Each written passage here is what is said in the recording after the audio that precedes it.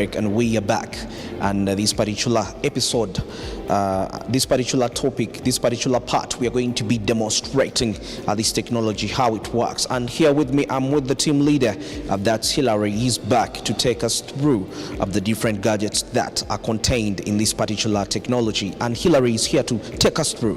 Mr. Hilary, I can see you have quite a lot on your table. There are 3 items there.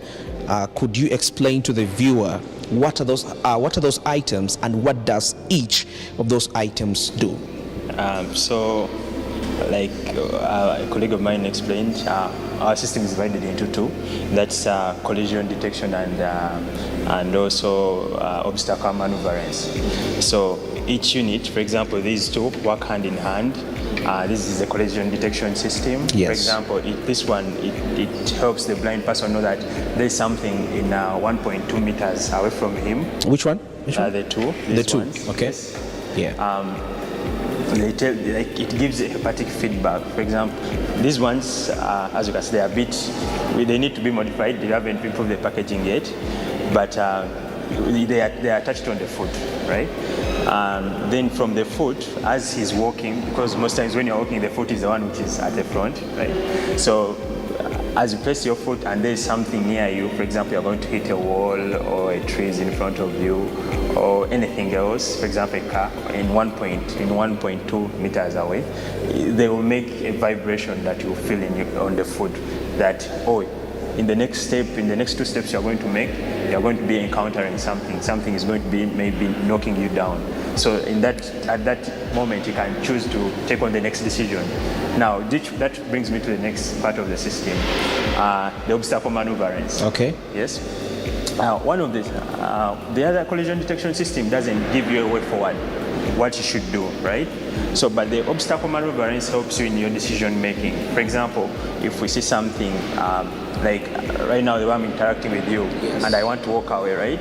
So I see there is a table here, there is a chair, and there is you. A person who is blind won't know that because they can't see a thing, right? So with our obstacle maneuverance system, it can help you, for example, after knowing that there is a table here, there is you there, then it will using artificial intelligence, it will advise the person on the next best decision it would make. For example, it will tell me, take your right, because you don't exist on my right. Okay, right? yeah. Yeah. Then it doesn't, yes, you have taken that, you have moved away from you, for example.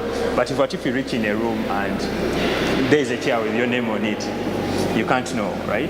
Because you can't see it. You have your eyes are damaged, you can't see. So we have another module inside it itself, which can read normal text. For example, the text that the today people use, alphabets. For example, you have the word SMART24, yeah, right? A visually impaired person, the one who's totally blind, won't know what that word is unless it's written in Braille. But with this technology, it can read you that word, and then the person can hear it in his ears as the system informs him. Then it can also tell you where the positions of the things are. For example, the way I'm standing here with you, it will tell me you are at my front, right? Yeah. Right? If there is a bottle here and maybe I have kids at home, they misplaced it, it will tell me where the bottle is so that I can easily find it. Yeah, other than having to use my hands to feel where everything is or know what something is. Okay. Yes. So the collision, you say these two are collision detections. Collision detection. So what happens if it detects something in front of you? It makes gives you a vibration so that you can choose the next action you do. But that action can also be determined by this one, the obstacle maneuverance. Okay. This one, the obstacle maneuverance can see things from up far. For example, if you are 5 meters away from me or 6 meters away from me, and maybe I've chosen to say I'm going somewhere. Okay. The system has various modes. Okay. So in case, let's say they give us a recap back to the occasion which I told you, which inspired the project. The student was walking out of Mitchell Hall, going maybe for his studies, and there was a person in the parking lot driving in reverse, right? So that student has chosen to move. That's navigation mode. So our system would have seen that car already and told him that please move further to your right because this car is coming on your left, right? So the system would advise him from up far. But in the event that maybe this person is moving very fast, the collision detection system will again alert him that something has changed. Please take caution. Okay. Yes. All right. Thank you. And of course, let's get straight to him. Of course, he's going to probably put on these detectors and we actually see how they work.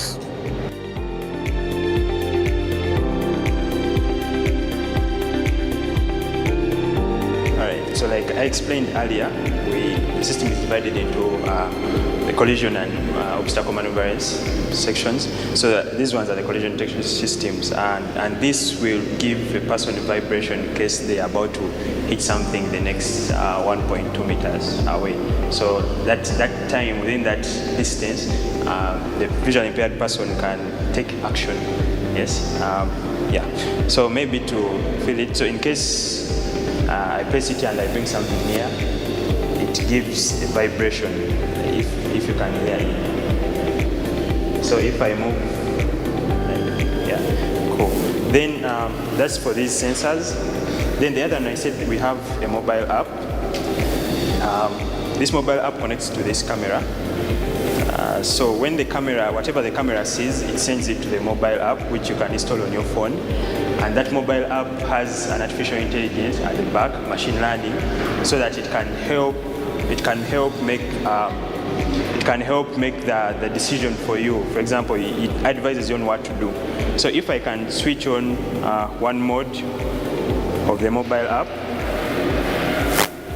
so it gives feedback to so it tells you that there are people. It can also help you read text. In case there is a word in that you don't need to use Braille. SMART2. So SMART2. SMART2. then it can also help. SMART2. Then it can also help further tell you where things are. For example, if there is a person, if you can, let me put.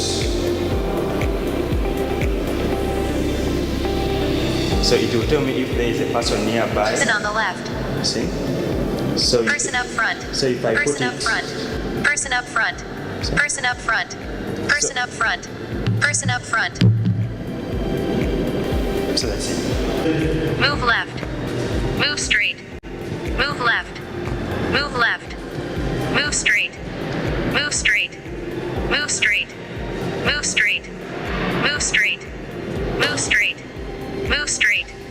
Move straight. I've reached. Using computer vision and sonification usage of smartphones, wearables with built-in cameras and support of computer vision and sonification state-of-the-art will further be boosted by remote sensors, remote resources and cloud computing infrastructures inclusive. Using computer vision and sonification systems seeks to harness the insights in potentially feasible solutions with the release of its newer versions. Looking to improve the project further. For example, you have seen, as I said, it's a high prototype. Yes, so improve the packaging, make it a bit smaller than this, very small. And then also we are trying to push the boundaries by creating even a better solution which in case a person doesn't have a smartphone, they can still enjoy the functionalities of the existing system. That's what I mean by putting machine learning models or artificial intelligence on this thing other than having it running on the mobile phone. Yes, that's what we are looking at, make it more smarter, more smaller, and more customizable, and in that every person can get what they are looking for or customize it in each way they feel good. For example, I can have it in a badge, a small badge, yeah, maybe an Arsenal badge, whatever, anything that a person chooses. Yes, customize it, make it smarter, smaller, and also do mass production so that everyone of our brothers and sisters, our mothers, siblings, the ones who are facing blindness, visual impairment, grade 3, so that they can enjoy the beauty of the project. Yes, and also we want to work with existing organizations, for example, ones which are helping the visually impaired, UNAB, that's the organization in Uganda, yes, one Ugandan organization for the disability, so that they can we work hand in hand with them so that they can distribute this product, yes, and also help us get funds, yes, so that we can improve it, because there's a lot of work that has been done, and there's a lot of work to be done, more work to be done, and we need the resources we can get our hands on. Looking at how perfect we want to make this product, from the data collection that I did, from the different organizations trying to lead these people, for example, UNAB, we had Salam of the Blind School. These people had challenges. They were like, yes, they are blind, they cannot see, but they want to get that feeling of what is happening around them. If they are colors, they want to have that feeling of which particular color is that. Suppose you're wearing a shirt, you're his friend, the visually impaired person. That person wants to know which color of the clothes are you putting on. For example, blue, I'm putting on white. So if the device is able to recognize the different colors, the different colors of the clothes this person is wearing, that can make that device to be perfect. So among our future prospects, we have color identification. We tend to make this product to recognize the different colors of the clothes so that this person can have that feeling that, yes, I cannot see this person, I can't see the clothes they are wearing, but yes, this person is wearing a white shirt, a white skirt, a black skirt. And another thing is facial recognition. Remember, our brothers cannot see unless you speak. That is when they are able to recognize you. But just imagine you have a device, it takes your features at the very first point, meaning the next time you come to visit this person, this person does not need to be reminded. It can just recognize that, yes, Diana came last time, today she's still the same person, then he or she just gets the feedback that Diana is back. So this product, we tend to make it also to recognize people. What we are having for the future is that we are having a look like if we can get more funding such that we can cater for other people with disabilities. For example, those with mental health, we find a way, or if we find a solution to cater for that challenge, that can be also an added advantage, not only concentrating on one group of people with disability, but also putting also other people with disability into consideration, because we need to make the world a better place for them to have a feeling of not being left out, like not being specifically like being, the right word is being left out, like not not being left out, like, or being segregated by people that they are having this, but we create a solution that can help them be part of the community that we are living in. Looking at our product itself, it is targeting which type of population. It is targeting worldwide, targeting over 36 million blind or visually impaired individuals, and in Uganda that constitutes to 1% of the visually impaired individuals. And we're looking at massively producing this product so that it can be easily accessible by these people in our country and worldwide. This kind of production can actually be a projection which can even solve the problems of inflation in our country if we extend it on an international basis. Because once we have produced a well portable and device much more refined into smaller chips that can easily be used anywhere without invoking stigma.